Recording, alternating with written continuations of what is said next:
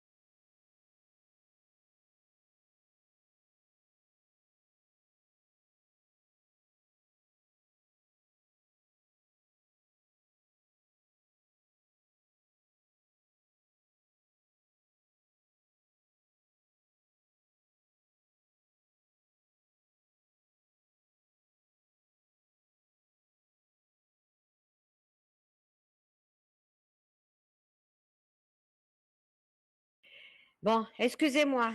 Rebonjour. Ça va, vous m'entendez? Oui, Bonjour, madame. madame. Ah, Oui, madame. excusez-moi, je suis rentrée avec un autre compte Gmail et du coup, il ne voulait pas partager mon écran avec vous.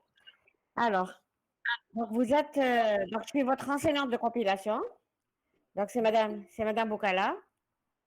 Alors, j'ai deux sections, j'ai les IL et les IV. OK? Alors, en ligne, je prends les IV et les IL en même temps. D'accord? C'est-à-dire, je vous prends tous ensemble. Et en présentiel, ça va être bien sûr partagé, il n'y a pas de souci. Alors, en principe, c'est mardi 9h ou 9h30. Mardi, hein, mardi 9h30. Mais exceptionnellement hier j'avais une réunion, c'est pour ça que je l'ai reporté aujourd'hui, c'était pour ne pas rater le cours. Mais sinon, ça allait être jusqu'à la semaine prochaine et on va rater un cours et le cours de compile, le module est chargé, j'aimerais pas rater de séance. Voilà. Sinon, est-ce qu'il y a des IL, il y a des IV dans la section? Il n'y a pas beaucoup d'étudiants, il y a 60 étudiants entre les deux, hein. La section IL, elle est énorme, énorme cette année. Il y a des IL, des Oui, IL, madame. Oui. d'accord, et des IV, et des IV. Oui, IV. madame. D'accord, très bien, très bien. J'ai vu les résultats de délibération. Ah non, c'était les M2. Non, non, je m'excuse, hein. C'est les M2. J'allais vous dire, j'ai vu les résultats de délibération, c'est pas bon, je suis pas contente de la section IL. Finalement, non, je m'excuse, hein. C'est les M2 qui n'ont pas eu de bons résultats par rapport aux autres masters. Tous les autres masters, c'est bon. Les IL, cette année, c'est un peu moins bon. Voilà. Mais vous n'êtes pas concerné, hein, je me suis trompée.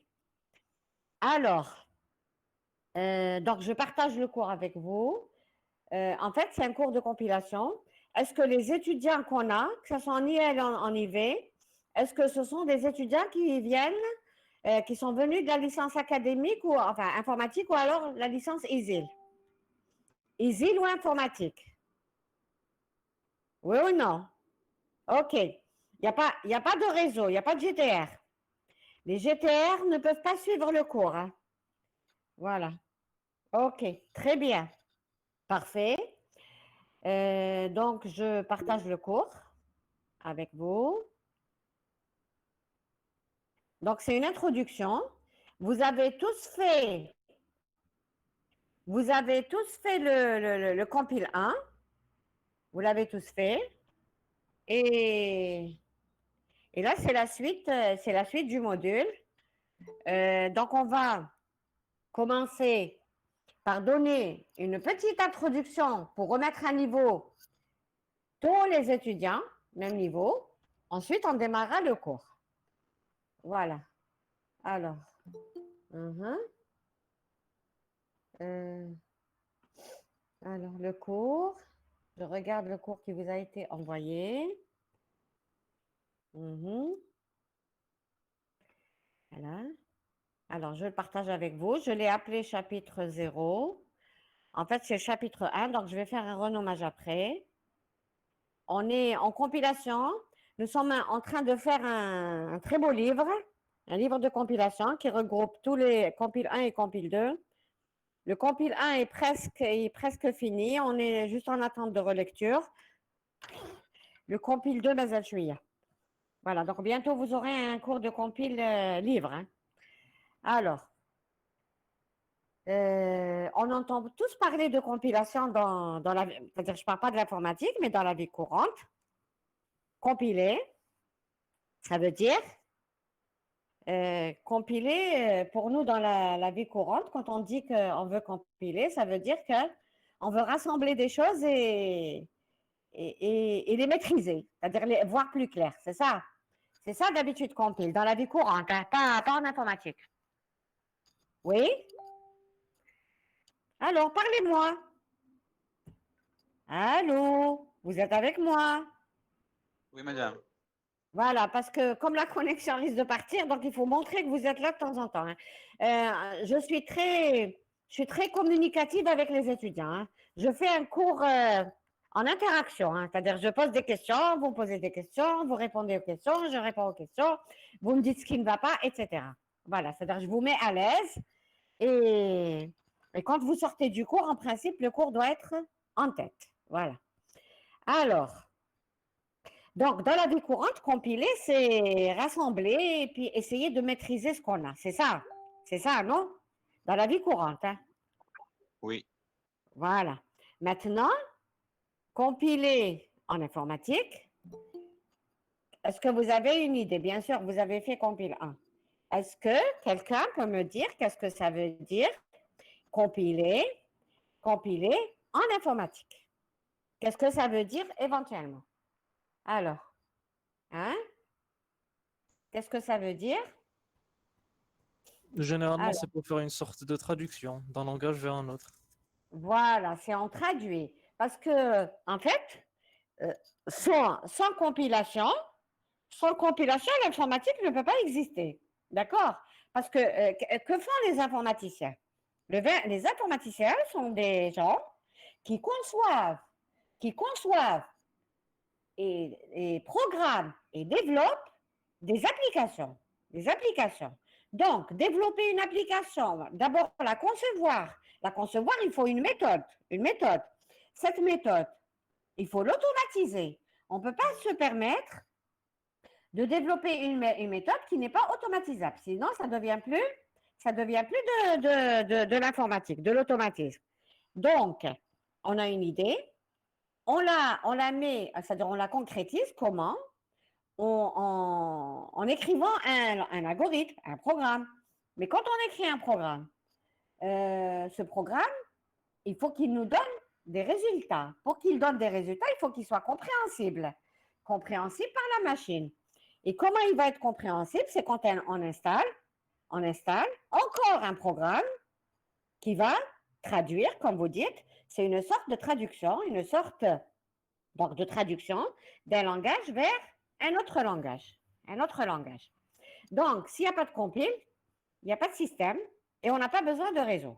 Et on n'a pas besoin de toutes les autres matières. Donc, avant, quand on a une machine, il faut d'abord installer dessus les logiciels, les programmes qui nous permettent de travailler en informatique. Voilà. Alors, maintenant, on revient donc à la petite définition informatique. Alors, informatique. Alors, alors j'ai perdu le cours. Vous l'avez vu le cours tout à l'heure? Vous l'avez vu? Hein? Est-ce que vous voyez le cours? Oui. D'accord. Alors, comment ça se passe? Je vous envoie le cours avant. De préférence, c'est-à-dire j'aimerais bien que vous le lisiez, comme ça vous suivrez mieux et vous poserez vos questions. Et puis après, je détaille le cours donc en ligne ou en présentiel. En fait, on aura deux semaines en ligne et 2 semaines en présentiel. Voilà. Alors, donc c'est quoi une compilation? Donc le processus permettant de traduire un programme écrit dans un langage source vers quelque chose de bas niveau, c'est-à-dire des instructions très très proches de la machine, est appelé la compilation. Alors, au début de l'informatique, les programmes étaient écrits en une suite de 0 et de 1. D'accord? C'est tout ce qu'on avait. On avait des chiffres, une succession de 0 et de 1. C'était facile parce qu'il ne fallait pas maîtriser vraiment la machine. Mais le problème, c'est que quand on écrit des programmes constitués d'une suite de 0 à 1, quand on a des erreurs de compilation, allez-y retrouver l'erreur. C'est très, très compliqué. Qu'est-ce qu'ils ont fait? Ils sont passés vers les langages un peu plus proches, c'est ce qu'on appelle les langages assembleurs. Mais le problème des langages assembleurs, c'est que pour écrire un programme et le passer à la machine pour avoir une exécution, pour avoir des résultats, il fallait connaître la machine. Il fallait connaître. Donc, Ce n'est pas donné à tout le monde de connaître la machine. Un non-informaticien, même parmi les informaticiens, ce n'est pas tous les informaticiens qui font la même chose. Ce n'est pas tous les informaticiens qui font le langage. Donc, c'était pas bon. Quand on dépend d'une machine, c'est pas bon. Qu'est-ce qu'ils ont pensé les premiers informaticiens? Ils ont pensé à des langages proches des langages humains, c'est-à-dire des langages de la vie courante, mais en même temps, ce sont des langages formels. Formels, ça veut dire qu'ils se rapprochent un petit peu de la machine et de l'académie. Voilà. Donc, c'est pour ça qu'il y a eu ce qu'on appelle les langages évolués. Donc, il y a eu les premiers langages évolués. Ensuite, il y a eu à chaque fois un perfectionnement, d'où, pour le moment, on est arrivé au langage avec lequel vous travaillez dans vos modules, dans lequel vous programmez donc vos conceptions. Donc, c'est Java, C++, ainsi de suite. Même les langages comme Python, OK. Alors, les langages du web, XML, HTML, etc. Donc, on est arrivé à des langages qui sont proches de la machine, mais il y a un problème qui se pose, pas très proche de la machine, pardon, quand je me place à un niveau supérieur, j'écris un programme, je ne suis pas sûre que ça va être compris par la machine non plus. C'est-à-dire, en fait, quelle que soit la méthode, il y a des avantages et il y a des inconvénients. Qu'est-ce qu'ils ont fait? C'est là où ils ont introduit la notion de compilateur. C'est-à-dire que nous, on peut concevoir le langage que je veux. D'ailleurs, les chercheurs, qu'est-ce qu'ils font? Même si des langages évolués existent, qui sont complets, quand un chercheur dans un domaine précis de l'informatique a besoin, pour son application, pour son problème, d'un langage particulier, qu'est-ce qu'il fait? Il peut concevoir son propre langage, c'est-à-dire inventer un langage.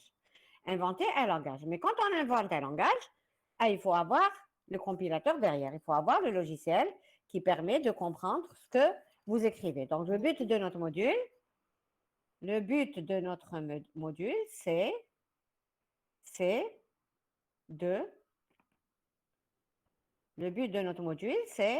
de comprendre ce processus de compilation.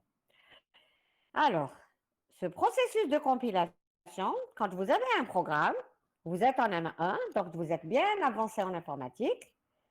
Quand vous avez un programme et que vous voulez l'exécuter, donc avoir des résultats, de bons résultats, on dit on compile. La compile, elle se fait en un temps très court. En une fraction de seconde, vous dites, tiens, j'ai 0 erreur de compilation ou alors j'ai des erreurs de compilation et je ne peux pas passer à l'exécution. Ce processus-là que vous faites, c'est-à-dire pour lequel vous avez des résultats en presque une fraction de seconde,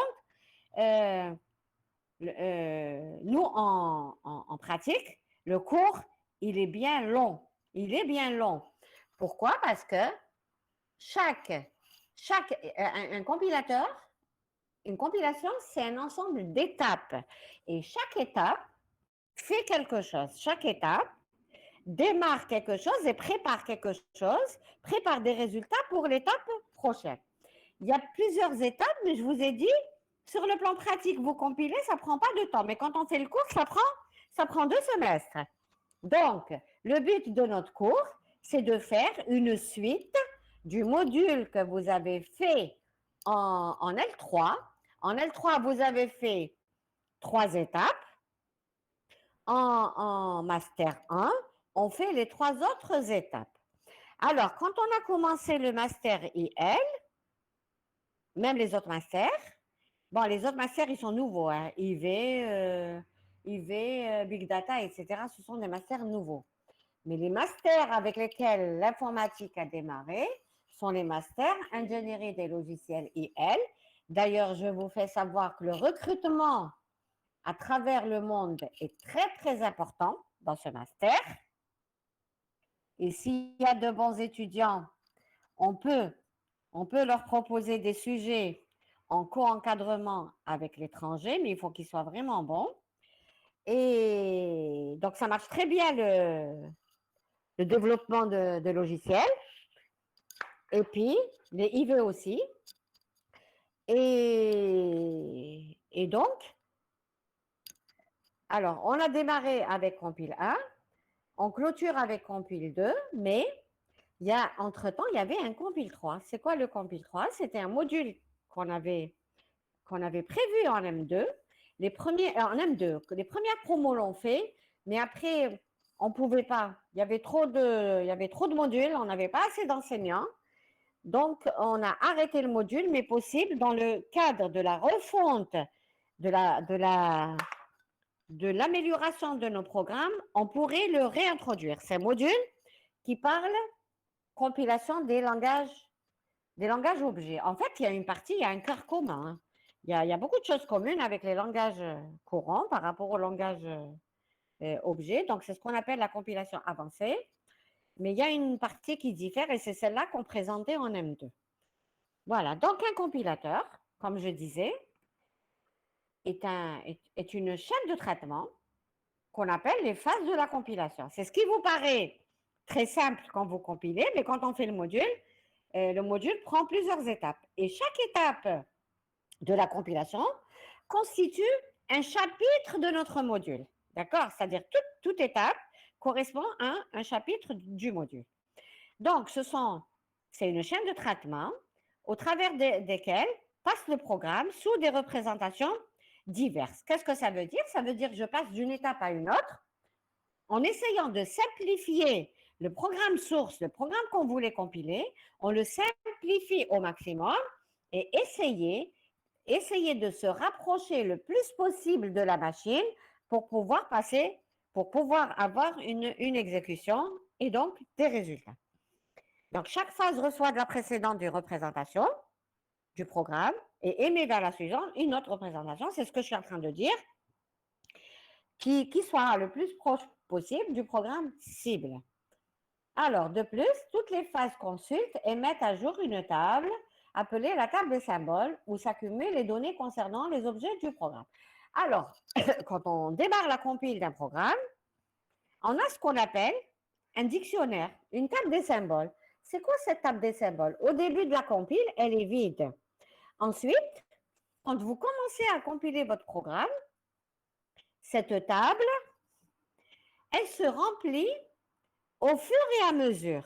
Elle se remplit au fur et à mesure et elle se remplit avec quoi? Elle se remplit avec les objets de votre programme, du programme que vous voulez compiler, et puis les attributs de ces objets, c'est-à-dire un objet avec toutes les propriétés, tous les attributs qui correspondent à cet objet. Par exemple, dans votre programme, vous avez écrit une procédure. Une procédure, d'abord, il faut qu'on sache que c'est une procédure. Il faut qu'on sache qu'elle a un nom ou elle n'a pas. Et elle a des paramètres. Les paramètres, donc c'est les paramètres formels et les paramètres effectifs. Donc, ces paramètres-là, il faut qu'on sache le nombre, il faut qu'on sache leur type. Tout ça sont des informations qui, au début, paraissent muets, si vous voulez. On ne sait pas très bien à quoi ils servent. Mais quand on se rapproche de la génération de code objet, on trouve toutes ces informations dans la table des symboles.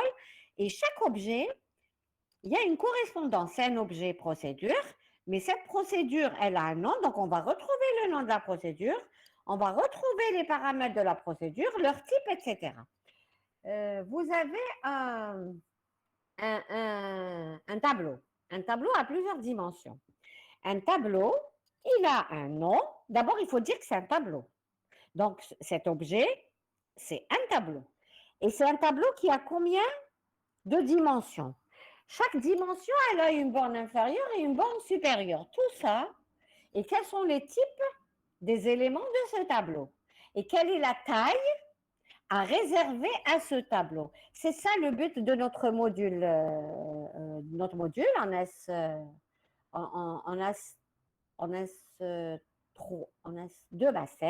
master 1, c'est de rentrer dans ces détails.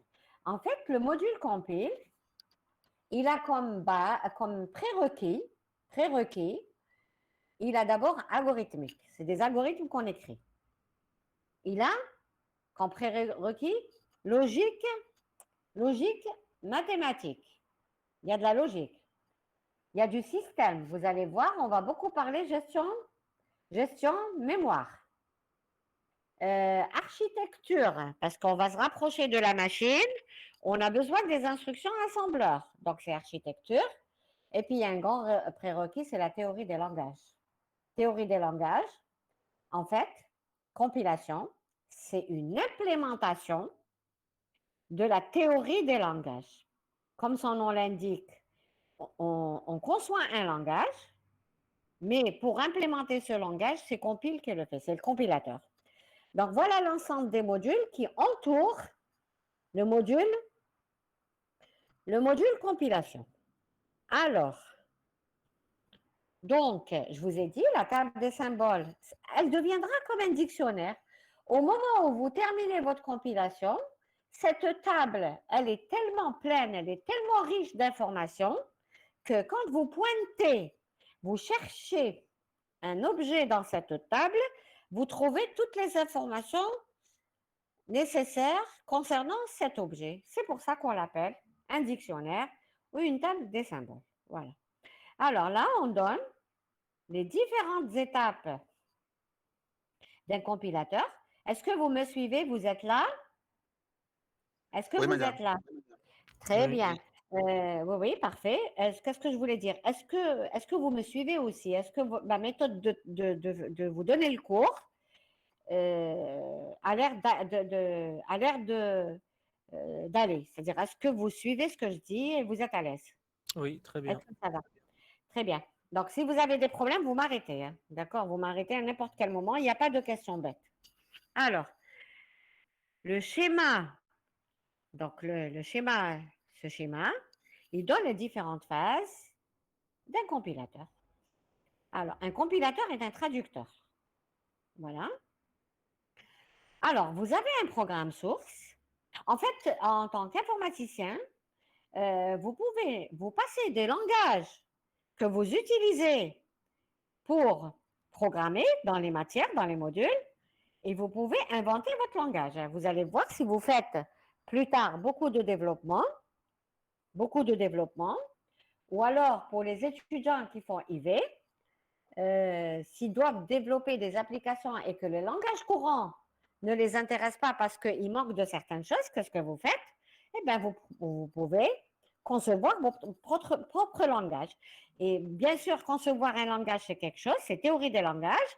Maintenant, implémenter ce langage, c'est compilation. Donc, vous devez connaître les techniques de la compilation. De quoi a-t-on besoin pour concevoir une compilation? C'est le but de compile 1 et compile 2. Voilà, donc vous, en tant que IV, IL, S2I, Mind à la limite, réseau en principe, oui, parce que les étudiants de réseau, quand on leur parle de compilation, parce que réseau, en fait, parfois, on l'entend au sens électronique. C'est vrai qu'au sens hardware, on n'a pas besoin de compile. Compile, c'est algorithmique.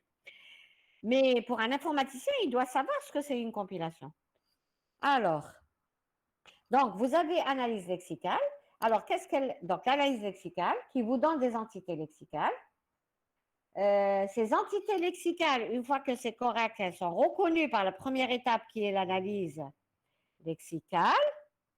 Elle me donne des entités lexicales, mais elle me garde aussi la trace du programme. Si je ne garde pas la trace du programme, je ne peux pas avoir du code objet. Donc, la prochaine étape, c'est l'analyse syntaxique, qui me donne un arbre syntaxique, bien sûr, avec une trace du programme. Ensuite vient l'analyse sémantique. L'analyse sémantique, elle me délivre un code intermédiaire. Un code intermédiaire, c'est un code qui n'est pas le programme source, parce que pour nous, le programme source est un niveau supérieur. Le générateur le code intermédiaire est un code qui se rapproche de la machine. D'accord? C'est pour ça qu'on l'appelle intermédiaire. Ce n'est pas le langage source, ce n'est pas le langage traduit en assembleur, ce n'est pas le programme traduit en assembleur, mais c'est le code entre les deux. Voilà. Et puis, c'est ce que, si vous vous rappelez avant, c'est ce qu'on appelait les quadruplés, les quadruplés, la postfixée, etc. Et puis, bien sûr, c'est ça qui va être traduit en code objet. Alors, je vous ai dit, en parallèle, il y a une table qui se construit, c'est le dictionnaire. Et chaque étape de la compilation peut générer des erreurs. Vous n'êtes jamais sûr que quand vous compilez, le compilateur vous retourne 0 erreur. Même si, donc il va vous retourner des erreurs, et puis les erreurs qui vous retournent, en général, il ne vous dit pas de quel type ces erreurs sont. Le compilateur qu'on utilise, il ne vous dit pas que c'est une erreur lexicale, que c'est une erreur syntaxique. Nous, dans notre cours, on donne le détail. Dans notre cours, on donne le détail. On aimerait récupérer le type de l'erreur. Parce qu'il y a une différence entre une erreur entre une erreur syntaxique, une erreur lexicale et une erreur sémantique. D'accord? Donc, nous, on appelle ça gestion des erreurs. Chaque étape peut générer des erreurs.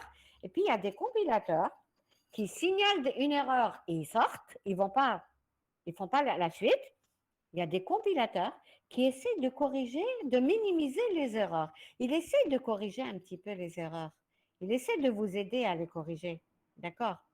Alors, la première étape, en fait, compile 1, c'est l'analyse lexicale, syntaxique et une partie de la sémantique. Le compile 2, c'est-à-dire votre module, ça sera la suite de l'analyse sémantique. Tout ce qui était compliqué, on l'a laissé pour master. Et puis, l'optimisation de code. L'optimisation de code.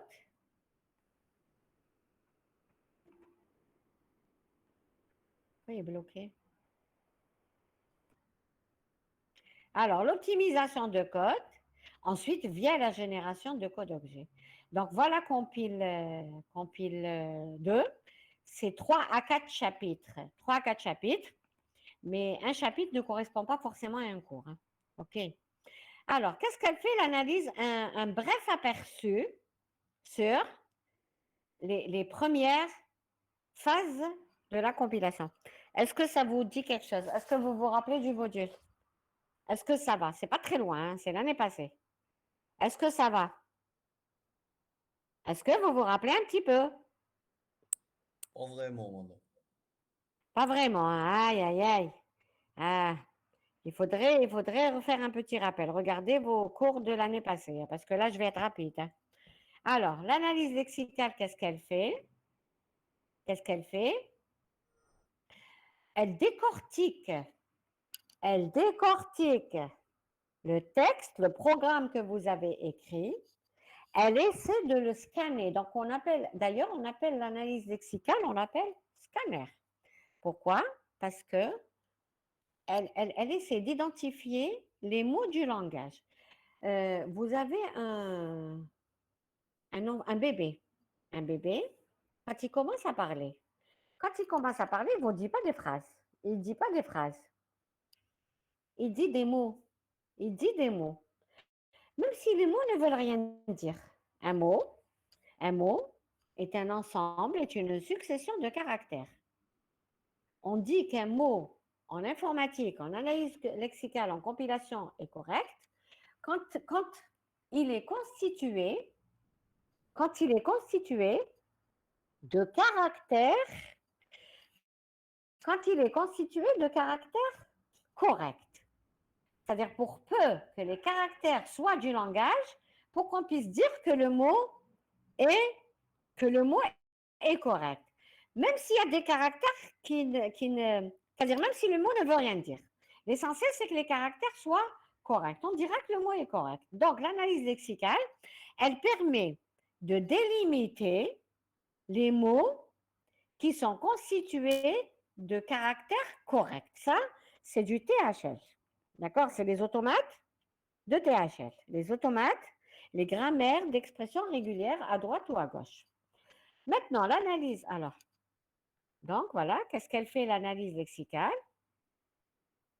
Elle lit le programme caractère par caractère et essaie de reconnaître les entités lexicales. C'est-à-dire un mot qui est correct, on appelle ça une entité lexicale.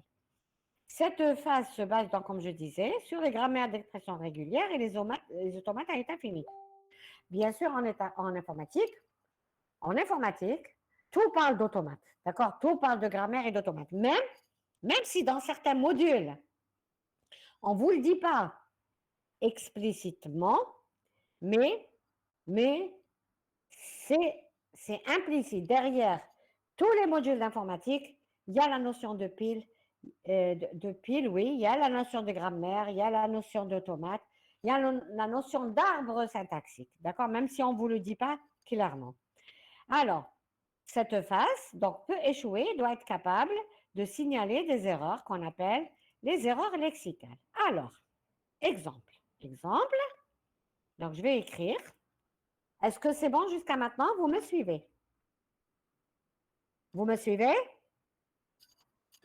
Oui, madame. Oui, madame. OK, parfait.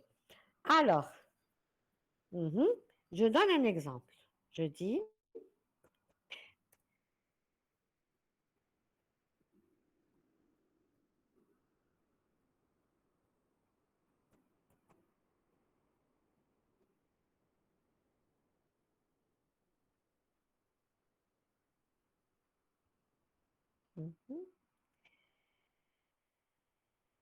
voilà.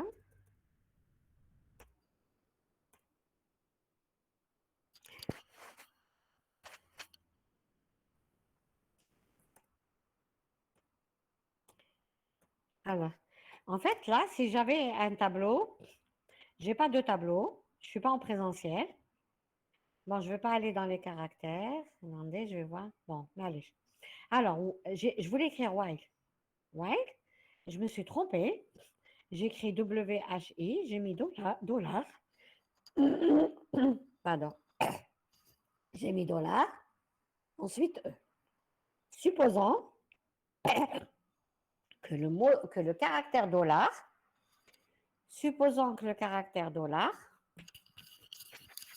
ne fasse pas partie. Par exemple, je suis en train de programmer dans un langage informatique, par exemple en C. Je suis en train de programmer en C. Et dans le langage C, il n'y a pas le dollar, hein, supposé. Il n'y a pas le dollar. Bon, on s'est trompé, on a mis dollar. Qu'est-ce qu'il va faire l'automate? Il va voir W, il va dire c'est bon. Ça appartient au C. Il va voir le H, c'est bon. C'est ce qu'on appelle l'alphabet du langage, si vous vous rappelez THL. Donc, il voit le H, c'est bon. Il voit le I, c'est bon. Quand il arrive au dollar, il va dire tiens, ça, je ne connais pas. Ça, je ne connais pas.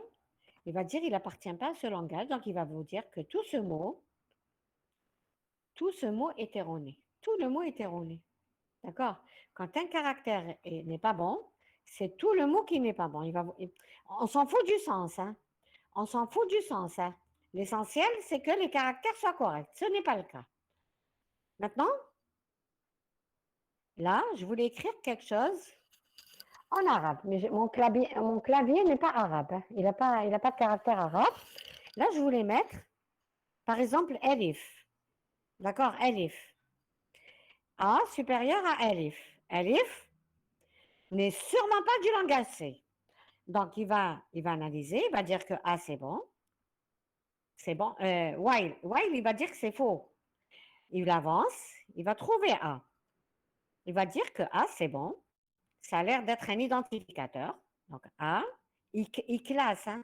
En même temps, il classe. Hein. Quand il trouve que c'est correct, il classe les identificateurs. Il les met dans la table des symboles. Et le reste, il dit que, tiens, c'est un mot-clé, c'est un séparateur. ou alors c'est une constante. Donc, il va trouver A. A, il va dire que c'est un identificateur.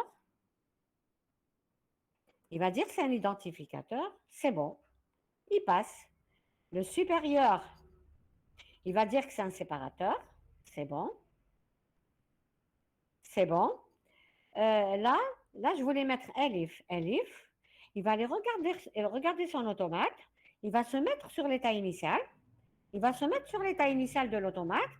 Il va remarquer que avec l'état initial, avec Elif, il peut aller nulle part. Avec Elif, il ne peut aller nulle part. Qu'est-ce qu'on va dire? Qu'est-ce qui va correspondre dans la table, dans l'automate? Comment on appelle ça? Quand avec un caractère, vous pouvez aller nulle part, comment vous appelez ça? État de blocage. Voilà, c'est un état puis. Oui, dans l'automate ou la table de transition, c'est un état blocage. C'est un état blocage. Donc, il va dire aussi que ça, le alif, et c'est vrai, le alif n'est pas du français, n'est pas du langage C. Il continue, il trouve le do. Le do, il va dire, tiens, le do, D, c'est bon, O, c'est bon. Il va aller chercher dans la table, parce que, en fait, quand vous concevez un langage, là, je m'adresse à vous pour plus tard, quand vous concevez un langage, parce que vous avez besoin de ce langage, je vous ai dit, surtout les étudiants, les futurs diplômés qui vont faire du développement, donc ils auront besoin de peut-être de concevoir des langages.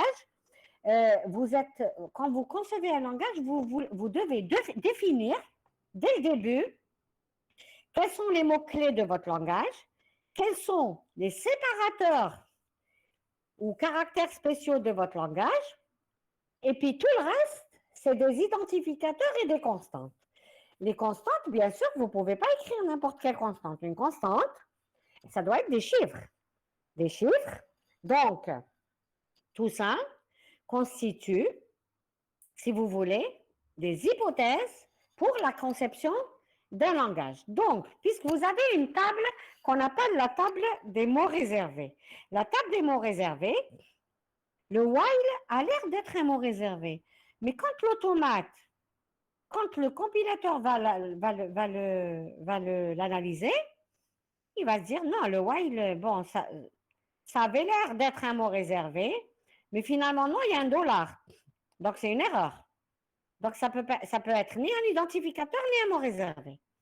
Mais quand il va avancer ici, il va trouver que A, ça fait partie de l'alphabet du C, donc il va dire que c'est un identificateur, il va le mettre dans la table. Dans la table, etc., etc. Il va trouver le mot-clé do. Do, il va dire, tiens, D-O, il n'y a pas de blocage dans l'automate. Il va aller dans la table, donc il va le trouver dans l'automate, il va trouver dans la table de transition, dans l'automate, que c'est le mot-clé, parce que comment il fait le compilateur, l'analyseur lexical, le scanner? Il trouve do. Do, a priori, c'est un ensemble de lettres correctes, c'est tout. Mais il va aller d'abord dans la table des mots-clés. Il va le chercher parmi la table des mots-clés. S'il le trouve, et c'est le cas, do est un mot-clé, il va dire, tiens, c'est un mot-clé.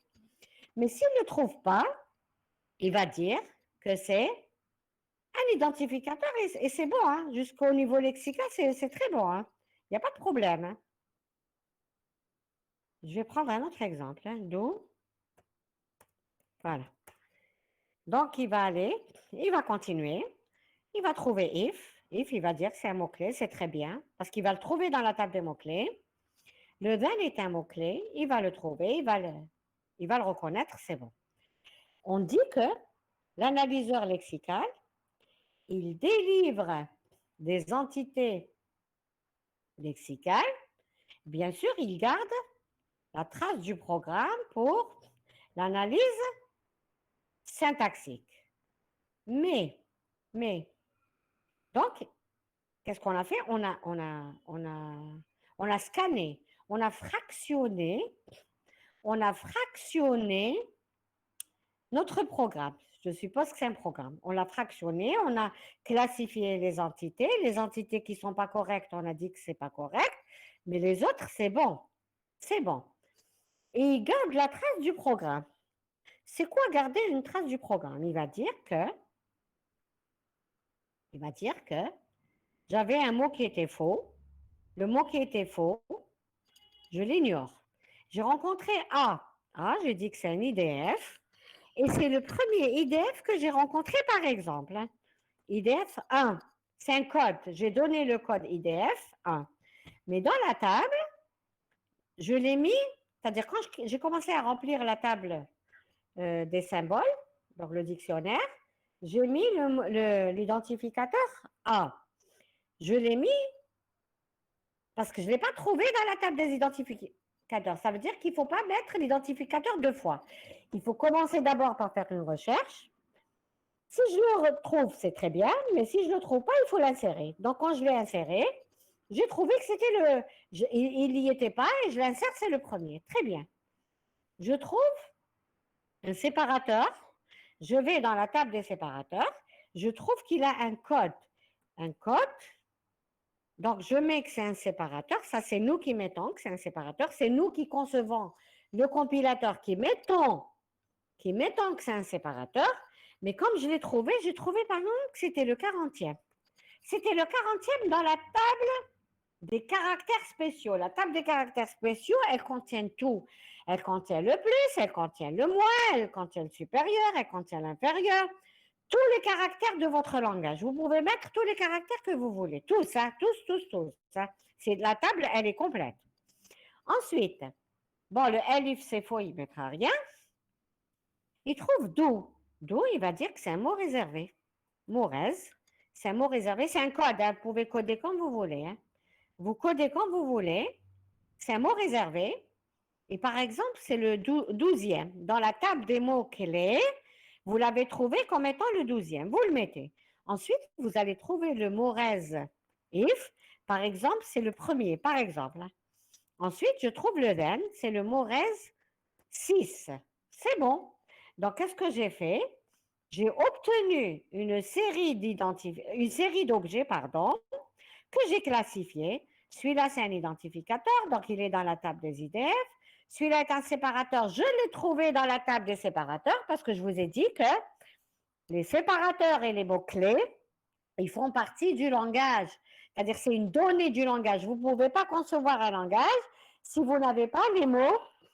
Si vous n'avez pas d'emblée, dès le début, vous ne connaissez pas vos mots-clés et vos séparateurs. Après, les identificateurs, c'est à vous de les définir. Vous pouvez dire, moi, pour mon langage, mes identificateurs vont contenir, par exemple, 3 caractères qui peuvent être des lettres et qui peuvent se terminer par des chiffres. Un mot, un identificateur qui commence par un chiffre n'est pas un identificateur, c'est faux, d'accord?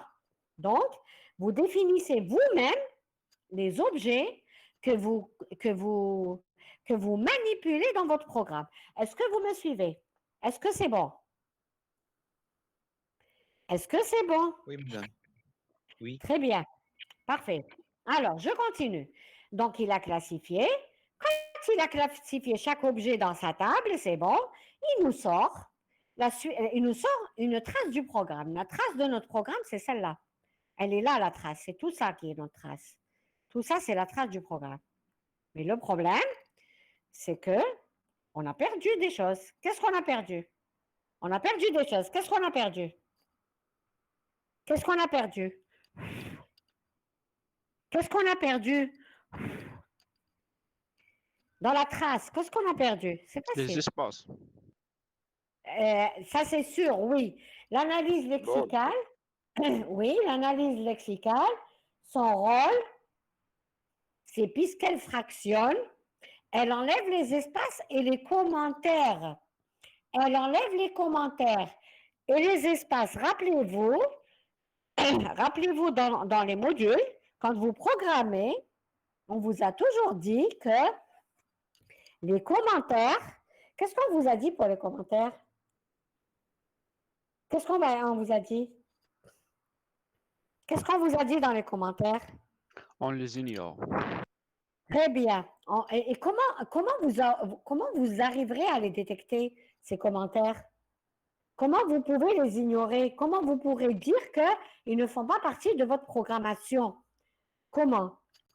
Comment? Comment on pourra les ignorer? Qu'est-ce qui fait qu'on peut les reconnaître? Voilà, je dis la question autrement. On les détecte en tant que mots-clés. Non, les commentaires, du tout. Comment on peut savoir que ce qui va suivre est un commentaire? Hein? Si elle Hein? commence par exemple par deux slash. Très bien. Vous pouvez faire ça, par exemple. Hein? Alors, mon programme est correct. Voilà, par exemple. Hein? Vous commencez par 3 slash et vous terminez par 3 slash. Donc, qu'est-ce qui fait le compilateur? Ça, c'est de l'informatique, hein, c'est de la compilation. Qu'est-ce qu'il va faire le programme? Il va analyser jusque-là. Dès qu'il trouve les 3 commentaires, qu'est-ce qu'il va faire? Il va aller dans l'automate, dans votre automate, parce qu'en fait, je vous ai dit, c'est des automates. Hein. C'est des arbres syntaxiques et c'est des automates. Donc, il va aller dans l'automate, il va commencer, il va partir de l'état initial, il va dire, tiens, il y a les 3 slash, c'est bon.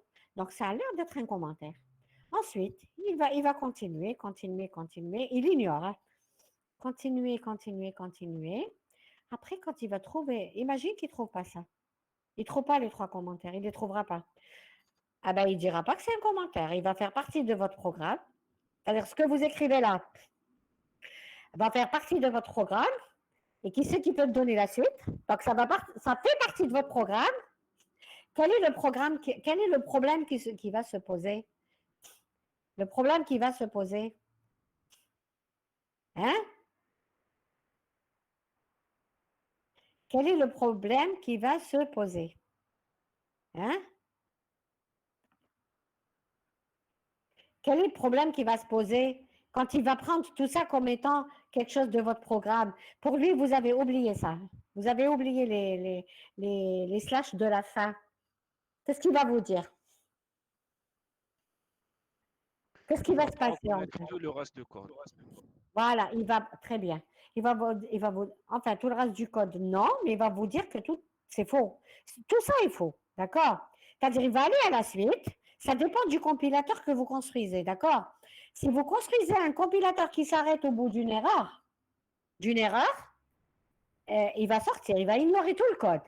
Mais si vous dites non, je construis un compilateur qui permet de récolter le maximum d'erreurs, il ne sortira pas. Il va analyser ça. Il va dire, tiens, non, ça c'est correct. Hein. Il va vous dire, les slash, c'est correct. Mon, c'est un identificateur. Programme est un identificateur, c'est très bien. Et est un identificateur. Correct est un identificateur. Mais il ne trouve pas les 3 slash. Il ne va pas dire que c'est une erreur lexicale. C'est plus loin encore. C'est-à-dire, pour le moment, c'est bon. Pour le moment, c'est bon. Mais il ne va pas reconnaître ça comme étant un commentaire parce qu'il n'a pas trouvé la fin des commentaires. Donc, il ne va pas les ignorer. Il va les analyser. Ils vont faire partie du programme à analyser. Donc, ça ne sera pas un commentaire. Et ça va faire une erreur qui va en cacher une autre. D'accord? C'est une erreur qui va cacher une autre parce que ça devait être un commentaire. Ça devait être ignoré en lexical. Or, il n'a pas trouvé la fin des commentaires. Donc, il va dire ça, c'est correct. C'est correct sur le plan lexical, mais vous allez voir après où est-ce que ça va clocher. Donc, je continue. Donc, jusque-là, voilà, on a détecté les erreurs. Donc, ça, ce n'est pas une erreur. Hein. Ça, ce n'est pas une erreur lexicale. Mais ce n'est pas un commentaire. En fait, pour vous en lexical, oui, ça devait être une erreur. Mais ce n'est pas une erreur qui va être détectée en lexical, parce que les mots sont corrects. Mot, c'est un identificateur. Programme est un identificateur. Et ça existe, c'est correct, ça existe. Ça peut être un identificateur. Hein. Donc, il n'y a pas de problème jusque-là. Donc, que fait l'analyseur lexical? Il nous sort ces entités avec une trace du code. Une trace du code. Donc, une trace du code. Il va vous dire que, bon, ça c'est une erreur, il ne garde pas trace. Ça c'est un identificateur séparateur. Elif c'est faux, donc il ne va pas le retenir. Le do c'est correct. Le if c'est correct. Le then c'est correct. Tout le reste c'est correct, c'est très bien. Donc ça c'est la trace du programme. C'est bon. il va passer à l'analyse syntaxique qui est, regardez, c'est la deuxième phase. C'est la deuxième phase de ma compilation. Que fait l'analyse syntaxique? Le but de cette analyse est de reconnaître la suite des entités reconnues en lexical, c'est-à-dire il reconnaît la suite, la succession. Tout à l'heure, on n'a pas tenu compte de la succession des entités. L'essentiel, c'est que le bébé qui parle donne des mots. Il donne des mots, même s'il ne veut rien dire, l'essentiel, c'est qu'il commence à parler. Il dit des mots, on s'en fout si les mots sont corrects. D'accord? Et même la succession est correcte. Là, c'est une succession qui n'est pas correcte. C'est une suite qui n'est pas correcte. Vous êtes d'accord avec moi? Oui ou non? Oui. Est-ce que vous connaissez, voilà, est-ce que vous connaissez un langage qui écrit do, ensuite il écrit f, et f, if, ensuite il écrit then? Ça n'existe pas. Ça n'existe pas. OK. OK. Donc, il reconnaît l'analyse syntaxique, elle reconnaît les mots, la suite. Elle se base, l'analyse lexicale, elle se base sur les grammaires les plus faciles. C'est les grammaires d'expression régulière. Une grammaire d'expression régulière, voire court de THL, c'est S, donne, petit a, grand B, ou alors petit b, ou alors epsilon. OK? Ou alors S donne grand B, petit a. Il y a régulière droite et régulière gauche. OK? C'est les grammaires les plus simples. Les grammaires syntaxiques sont des grammaires de type 2. Les grammaires de type 2, vous écrivez ce que vous voulez. Vous écrivez n'importe quoi. D'accord? Vous écrivez n'importe quoi. Vous écrivez S, donne,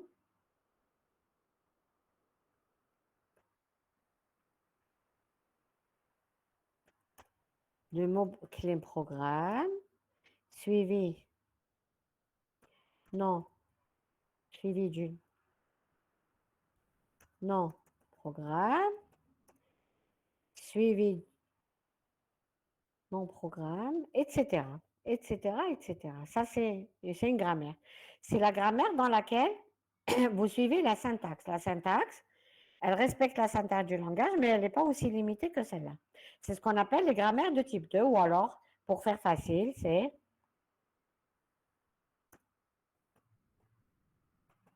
voilà, grand B, c'est ça c'est une grammaire, voilà.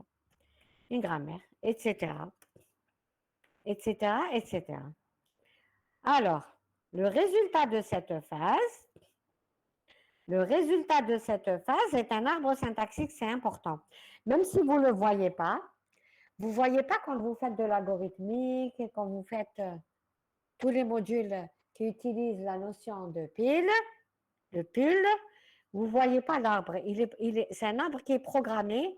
En fait, il est implicite. D'accord? Alors, cette phase, c'est la plus formalisée de la compilation. Pourquoi? Parce que c'est une phase qui se base sur des méthodes. Pour savoir qu'un programme est correct syntaxiquement, il faut appliquer des méthodes. Il y a deux types de méthodes, les méthodes descendantes et les méthodes ascendantes. Alors, les descendantes, elles partent de l'axiome. D'accord? On part de l'axiome, de l'état initial. On dérive, et on part du début du programme. Ça, c'est par exemple mon programme. Je pars du début du programme.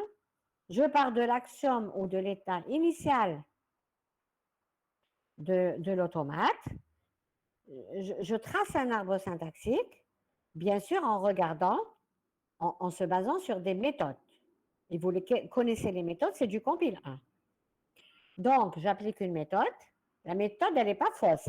S'il y a un problème, ce n'est pas ma méthode qui est fausse. La méthode, elle est claire, elle est mathématique. Ce qui est faux, c'est notre programme. On a conçu un programme qui est faux. Et c'est comme ça que vous arrivez à compiler. Vous écrivez un programme, vous le donnez à la machine, le compilateur, il va vous dire il y a des erreurs. Il y a des erreurs. En général, ce sont des erreurs syntaxiques, justement.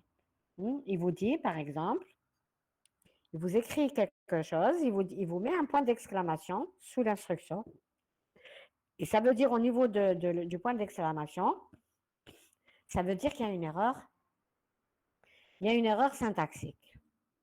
Syntaxique. Et ça vous, il y a des compilateurs qui s'arrêtent au bout de cette erreur. Il y a d'autres compilateurs qui vous récoltent le maximum d'erreurs.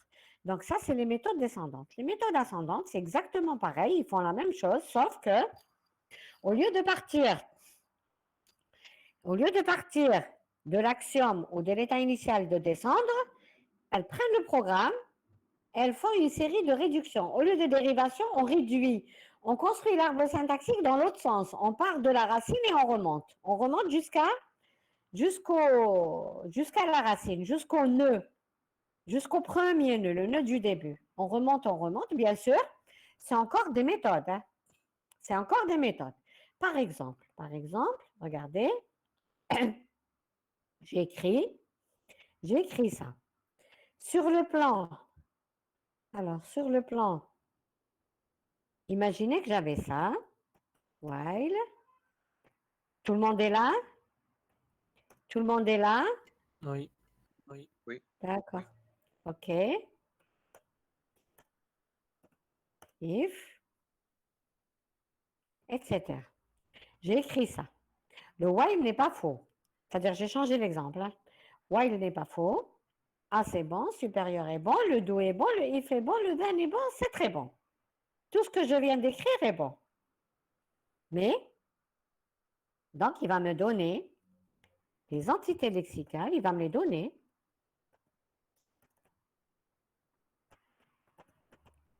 Les entités lexicales, il va me les donner toutes. Hein. Il va les trouver, le while et le do et le if, dans la table des mots réservés, les mots-clés. Le supérieur séparateur, il va le trouver dans la table des séparateurs. Le 0, il va dire que c'est une constante. Le A, il va dire que c'est l'identificateur. Donc, ce que j'ai écrit lexicalement est correct. Il va donner cette trace, c'est-à-dire en plus des entités lexicales, il va donner cette trace de programme, celle-là, sous forme de code.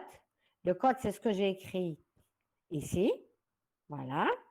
Il va la donner à l'analyse syntaxique. L'analyse syntaxique, qu'est-ce qu'elle fait? On a deux types de compilateurs. Les compilateurs descendants et les compilateurs ascendants. Que va faire la méthode descendante? Elle va partir de l'axiome. Elle va essayer de dériver. Elle va prendre le while, c'est bon. Elle va avancer, c'est une pile. Hein. Elle va empiler le while. Elle va empiler le A, c'est bon. Elle va empiler le supérieur, c'est très bon. 0, c'est bon. Le do, c'est bon. C'est bon. Ensuite, quand elle va arriver au if, c'est bon aussi. Do if, c'est bon. Après, elle va se bloquer. L'analyse va se bloquer. L'analyse va se bloquer, c'est ça? Hein? Oui ou non? Oui, il manque une condition. Voilà. Après le if syntaxiquement, il doit y avoir une condition. Or, nous, on a un then. Donc, il va vous mettre un point d'exclamation ici. Il va vous dire il y a un problème. Il va bugger. Qu'est-ce qu'il va faire? Il y a des compilateurs qui s'arrêtent. Ils vont aller jusqu'à la fin, ils ignorent tout. C'est pas bon. Nous, les compilateurs qui nous intéressent, c'est ceux qui nous donnent le maximum d'erreurs.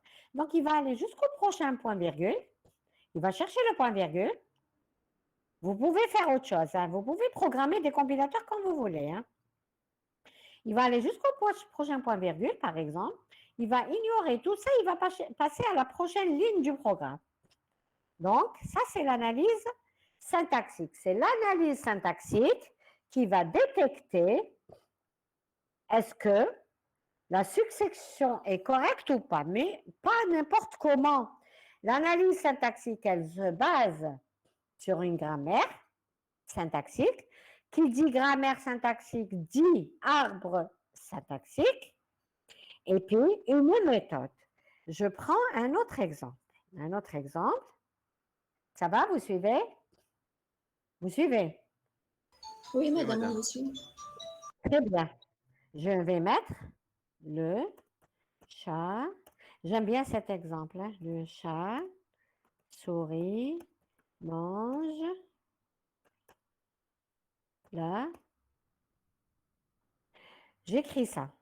L'analyse lexicale, parce qu'en fait, les gens qui font le traitement de la langue, les gens qui travaillent dans leur recherche en intelligence artificielle et qui travaillent dans les langages, ils manipulent beaucoup c'est-à-dire ils travaillent beaucoup compilation. Donc, quand ils écrivent, par exemple, le chat, souris, mange là, est-ce que c'est correct? Ce que j'ai écrit, est-ce que c'est correct? Est-ce que ce que j'ai écrit est correct? Hein? Sens lexical, oui. Très bien. Sens lexical, il va trouver que il va le classifier, c'est un article. Article. Chat, il va dire que c'est un sujet.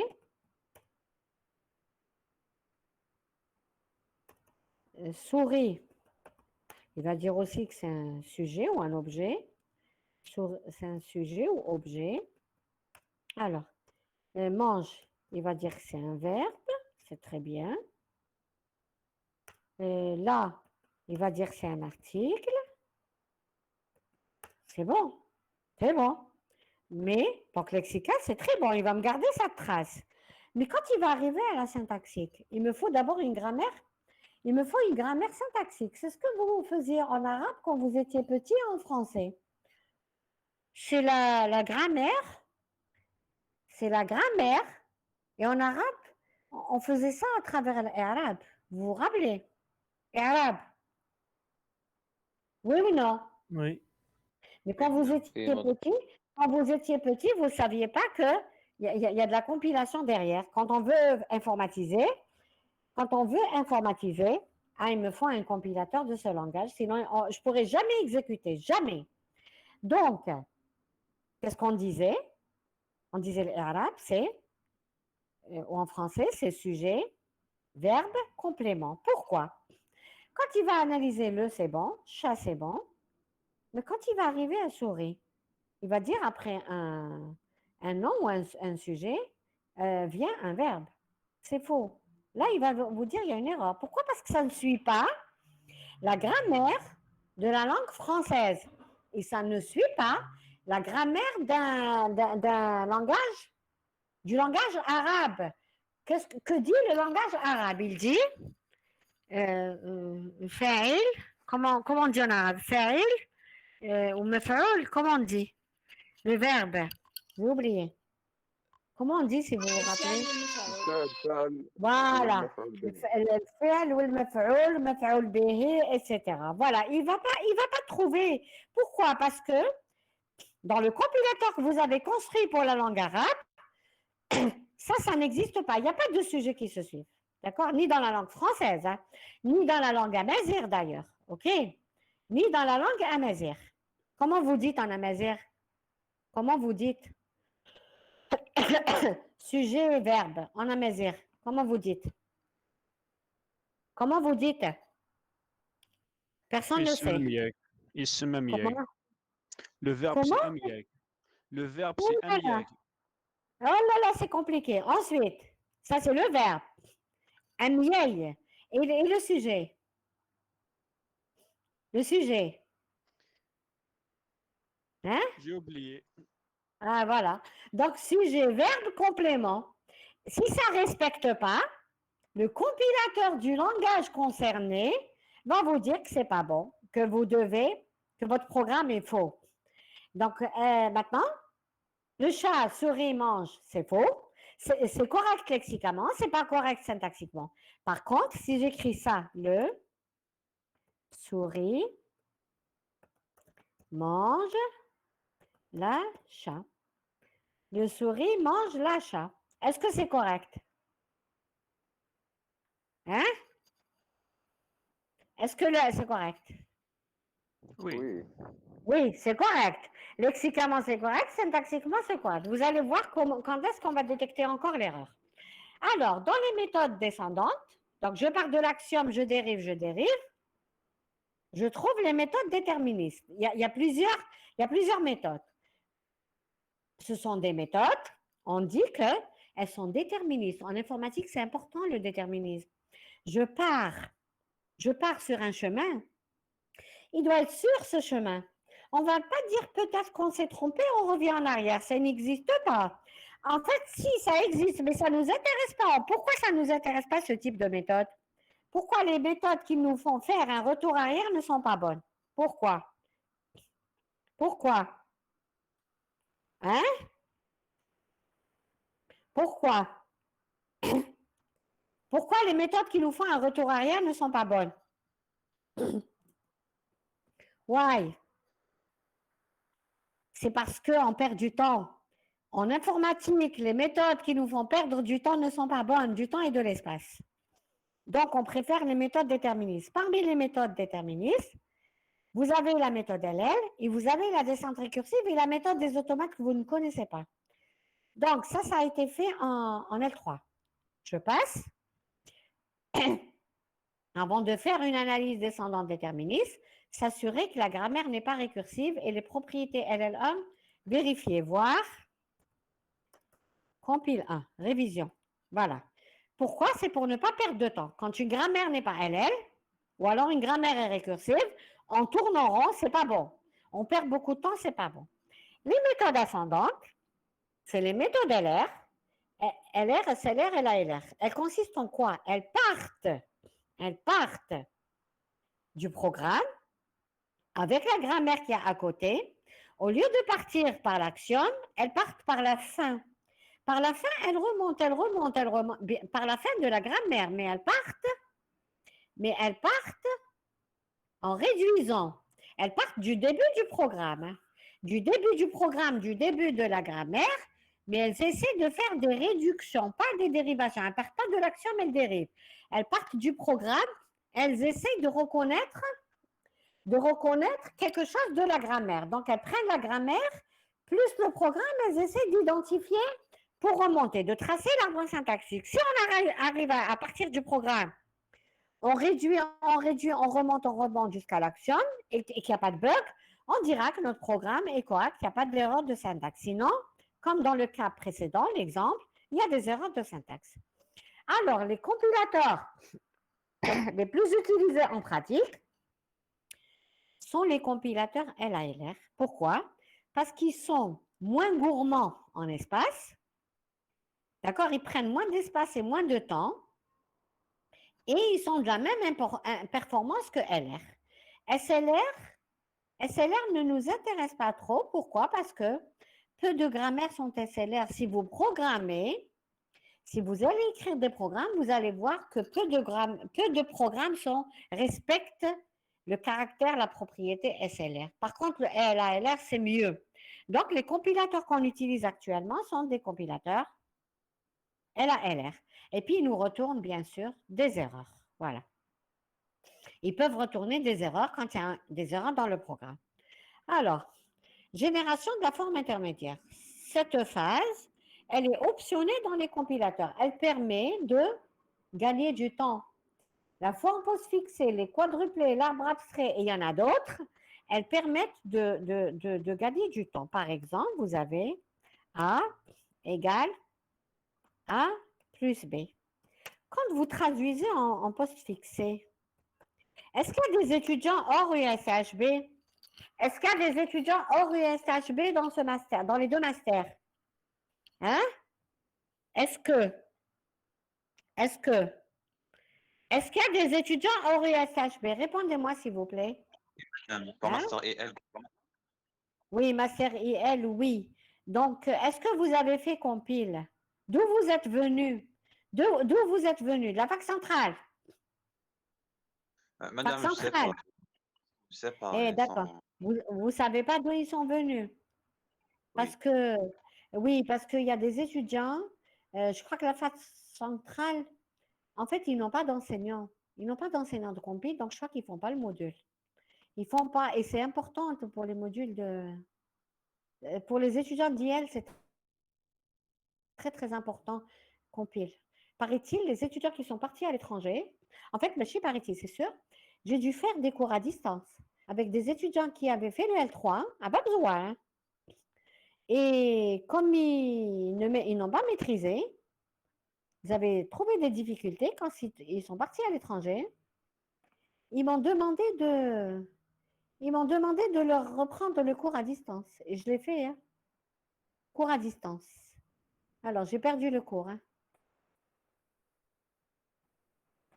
J'ai perdu le cours. Alors, alors, pardon. Donc, ça va, vous suivez jusque-là? C'est bon? Madame. D'accord? Il n'y a pas de contrainte. Il n'y a pas de problème, hein? Ok, je vous suis, donc j'avance. Alors, pourtant, je l'ai enregistré. Alors, donc, je prends un exemple. Exemple. Il n'a même pas sauvegardé l'exemple. Aïe. Je ne vais pas prendre un tableau blanc tout de suite. Je ne vais pas prendre un tableau blanc. Alors, comme c'est facile, A égale A plus 1. A égale A plus 1. En postfixé, vous écrivez, pour faciliter, vous écrivez A, j'empile le deuxième A, j'empile le 1, et je dis faire la somme et affecter. Donc, j'empile le A, premier identificateur, j'empile le deuxième A, j'empile le 1, je fais la somme et j'affecte. C'est ça que ça veut dire. Donc, cette forme, quand vous la donnez pour le code objet, la pile, qu'est-ce qu'elle contient? Elle contient déjà le A, elle contient le deuxième A, elle contient le 1. Quand dans la pile, vous trouvez un plus, vous dites, tiens, je dépile les deux, je fais la somme et j'empile le résultat. Donc, en fait, le résultat, c'était quoi? C'était A, résultat 1,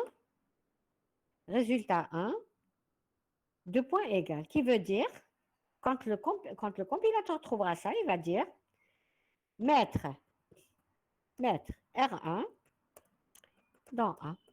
Donc, pour lui, c'est plus facile. Comme un enfant. Un enfant, vous lui avez appris les mots. Il dit des mots. Au début, les mots ne veulent rien dire, c'est pas grave. Ensuite, il va coller ces mots. Il va continuer à faire des mots qui ne veulent rien dire, hein. C'est pas grave, hein. C'est pas grave, mais il va les coller, hein. Il va les coller. Par exemple, des fois, pour dire je mange, manger, il dit autre chose. Il dit autre chose. Donc, au lieu de manger, il dit autre chose, mais c'est pas grave, hein, parce que c'est encore de l'arabe ou du français, hein, ou du berbère, hein. Mais après, en grandissant, quand il va les coller, ben lui, s'il a dit des mots qui ne sont pas corrects, pour lui, il les a collés, c'est bon. Mais après, il va se rendre compte sur le plan sens, c'est pas bon. C'est pas bon, donc il va tout rectifier. Donc là, que fait le compilateur? Il essaie d'optimiser, il essaie d'accélérer l'évaluation. Comment? Avec cette forme qui s'appelle la forme intermédiaire, qui sont les postfixés quadruplés ou l'arbre syntaxique. Il existe d'autres méthodes, mais qu'on ne vous a pas données. Alors, traduction dirigée par la syntaxe, c'est celle-là qui se rapproche du code objet. Celle-là, vous l'avez faite en licence, vous avez fait une partie, vous avez fait quelque chose de simple, mais c'est beaucoup plus compliqué que ça. La gestion de fichiers que vous avez fait en système, on va reprendre la gestion des programmes, la gestion de la mémoire, on va la reprendre en compilation. Donc, traduction dirigée par la syntaxe. Pourquoi? Parce que c'est la syntaxe qui décide, hein. C'est la syntaxe qui commande.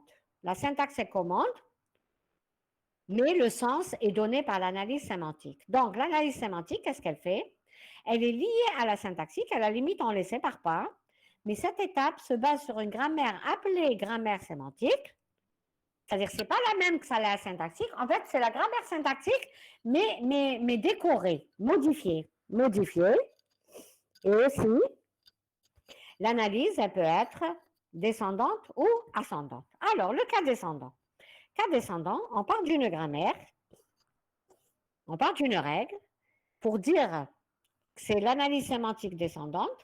Si vous pensez que vous devez insérer une action sémantique quelque part, vous faites appel à des non-terminaux et ces non-terminaux, c'est vous qui les définissez, ils ne font pas partie de votre grammaire syntaxique.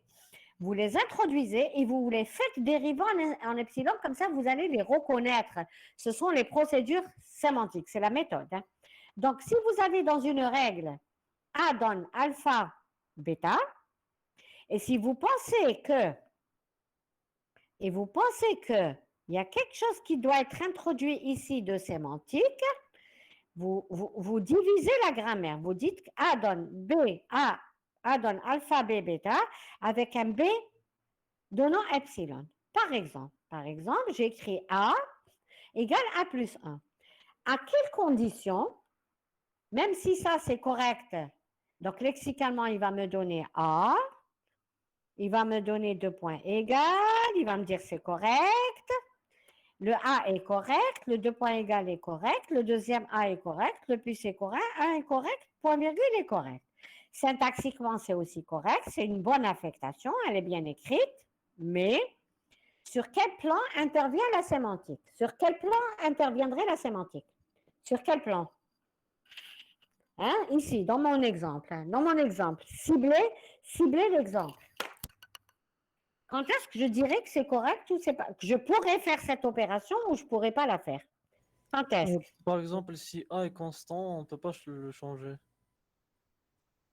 Si A est constant, par exemple, je veux encore mieux que ça. Dites-moi mieux que ça encore. Le type de Alors. variable. Hein? Compatible. Voilà. Ah, bon, j'ai perdu le cours. Hein. Je voulais voir qui c'est qui parle parce que je l'ai enregistré, mais il ne me le montre pas. Pardon. Il ne le montre pas. Oui, il est là. C'est bon. Alors, qui c'est qui est... Pardon? Vous avez cours? J'aime pas les étudiants qui m'arrêtent. Hein. D'accord? Mais allez, vous avez quel cours maintenant? Quel cours? Intelligence artificielle. Pour les IV. Non. Et les IL. Est-ce que vous avez les IV, qui c'est qui fait le cours? IV, IA, c'est qui? C'est qui IA? C'est Tetra, madame, c'est Tetra. Très bien. Et est-ce que vous avez démarré les autres cours ou pas encore? Les IL et les IV? Non, madame, le code l'eau. D'accord, très bien. Les IL, vous n'avez rien. De toute façon, je ne vais pas vous retenir, c'est bon. Hein? Non, je ne dépasse pas en général. Je ne dépasse pas. Ne vous inquiétez pas, d'accord? Vous inquiétez pas, donc on continuera, Inch'Allah, ça la semaine prochaine. Inch'Allah, ça sera mardi à 9h30, d'accord? Si je n'ai pas de réunion. OK? D'accord, madame, merci. Très bien, bon courage. Au revoir. Merci, Au revoir madame. tout le monde. Bonne Hein? journée. Au revoir. Madame, Oui, oui, est-ce oui. est-ce que vous pouvez nous envoyer le cours à Compile 1? Compile 1, d'accord.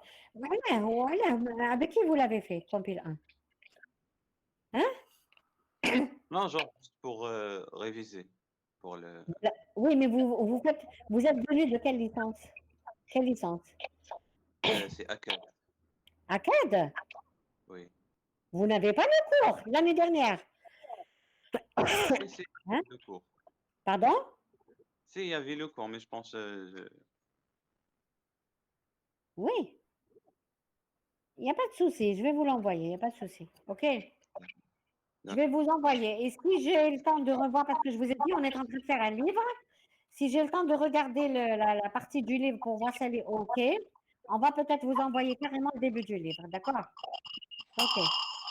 Il n'y a pas de souci. OK, bon courage. Au revoir. C'est tout? Il n'y a pas d'autres questions? Il n'y a pas d'autres questions? Est-ce qu'il n'y a pas d'autres questions?